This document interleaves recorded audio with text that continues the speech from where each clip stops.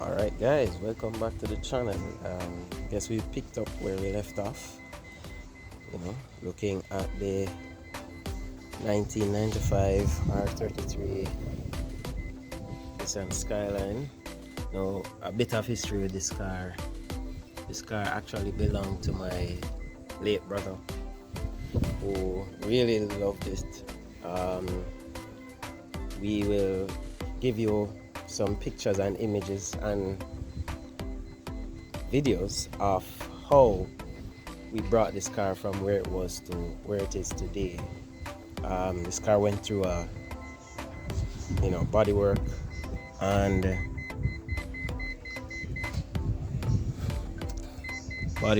spray job, but over time, and this is like about 2 years ago, over time, the weather has not been good to it.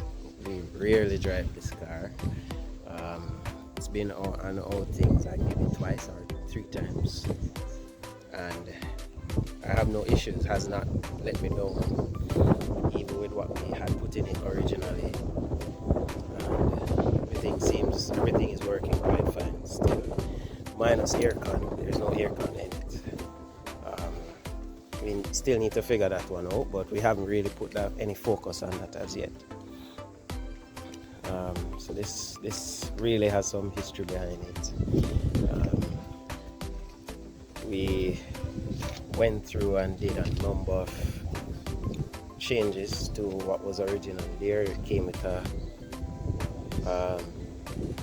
lower mounted turbo setup, and of course we opted for the top mount with the GT35 82 turbo. As I say, it's a Chinese turbo, but we are going to use it until it stops, and then we get something a little better. We have a montage to share of where we got this car, where we brought it from, all the work that was put into getting it here, and some of the hiccups that we went through, challenges, and also the presentations that we did, where the car was actually at my niece's, my brother's daughter. The car was at her wedding, and they took photos with it, and it was kind of a representation of her father being there. He really loved this car, and I really put some work into bringing it back from where it was.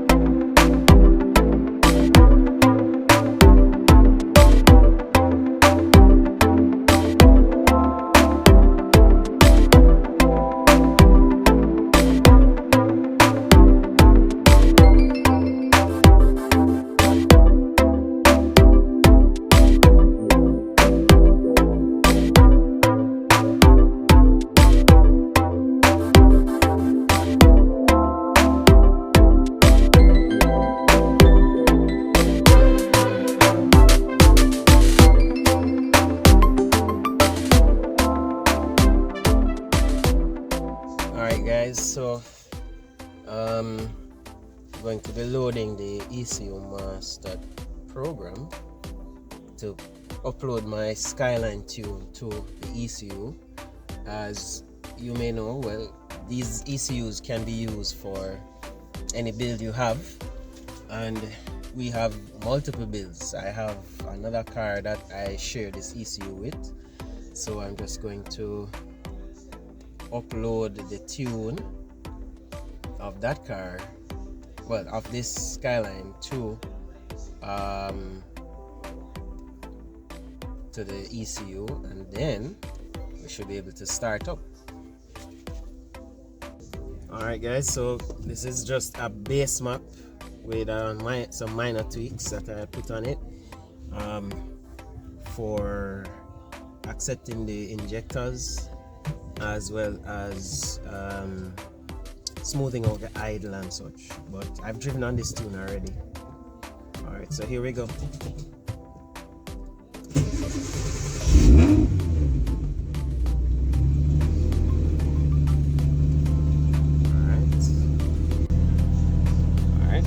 So car is now running, RPM steady at about 800, ignition angle at 10 degrees just for idle. Alright, and AFR is floating between 13 and 14 thereabouts.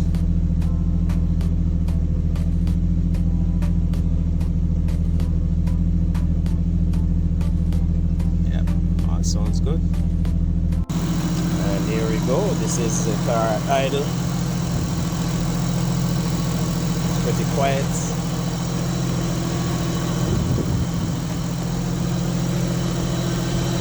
Using our cheap turbo. Seems to be working okay for now. We'll eventually upgrade, but for now we are using this to run the car, see what it does. We have some conservative goals for this project, somewhere around 500 horsepower, but anywhere above 450, I'm happy.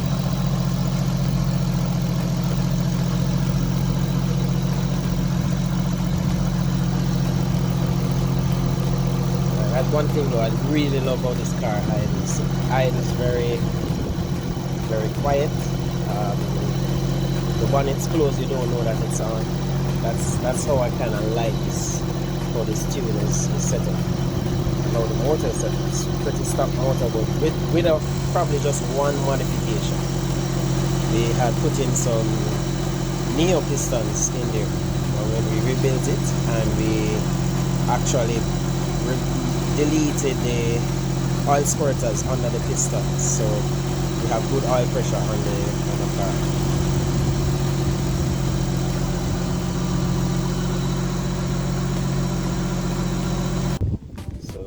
Also, I opted to upgrade the suspension. It had some stock suspension parts on there. Predominantly the shocks and springs were all stock, and I got a complete set of BC coilovers, which has really improved the ride comfort on the car, and trust me, I would opt to go with BC for any other build that I'm doing. It is one that really gives you a good mix of comfort and good track purpose. You can tune them to basically do whatever you want to them, and quite affordable, I think, in comparison to some of the purpose-built suspension. So, right, I think it's a good setup for the Skyline, as it is very comfortable ride, and it does not make the car swing, or it makes the car very sturdy on the road, especially when you're under power. It doesn't move that much, and I know these rear-wheel drive cars tend to do a lot of movement. Accompanying that though, we also had upgraded the tires and gone with some very wide rear tires. So these are some Hankook Ventus B12, and these are two 55/35 18s. So far they haven't given me any trouble in terms of, you know, having the back swing with me or anything like this. For the fronts we had some triangles on there, but we have some Sport Cup 3s, Sport Cup 2s at the shop that we'll be putting on these on the fronts, and we'll see how those perform in comparison to this. These were kind of a interim purchase to do the whole wedding thing with my niece, that's Brittany. Hi Britt. And you know, this whole setup was kind of a 1 month thing that we did for the wedding, just in preparation for her wedding, and it really turned out well.